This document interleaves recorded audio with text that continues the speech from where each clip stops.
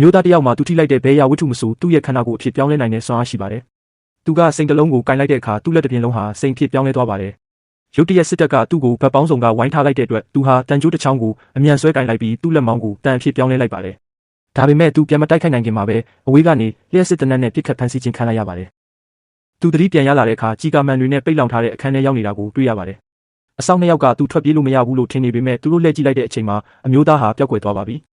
အဆောင်တွေထိတ်လန့်တကြားနဲ့တနက်တွေအတင်းပြင်းပြီးမှန်ကန်တဲ့ဝင်စစ်တဲ့အခါသူဟာတကယ်တမ်းပျောက်သွားတာမဟုတ်ပဲသူ့ကိုယ်သူမှန်အဖြစ်ပြောင်းလဲပုံကွယ်နေတာဖြစ်ပါတယ်။အေဂျင့်တွေသူ့ကိုလိုက်ရှာနေတော့မှသူကလမ်းလေခေါင်မှာရုတ်တရက်ပေါ်လာပါတယ်။သူတို့စီးလာတဲ့ကားကသူ့ကိုအရှိန်နဲ့တိုက်မိပေမဲ့သူကတလက်မတော်မရွေ့သွားပဲကားကသာလေးလဲလွင့်ပြီးမီတာတော်ဝေးကိုလွင့်ဆင်သွားပါတယ်။ကားပစ္စည်းကိုသူလျှောက်သွားတဲ့အခါထူးဆန်းတဲ့ပစ္စည်းတစ်ခုကိုကင်ထားတဲ့ပြတ်တောက်နေတဲ့လက်မောင်းတစ်ခုကိုတွေ့လိုက်ရပါတယ်။အဲ့ဒီပစ္စည်းကိုထိမိတဲ့သူဟာချက်ချင်းကြောက်ရွံ့ဖြစ်သွားမှာပါ။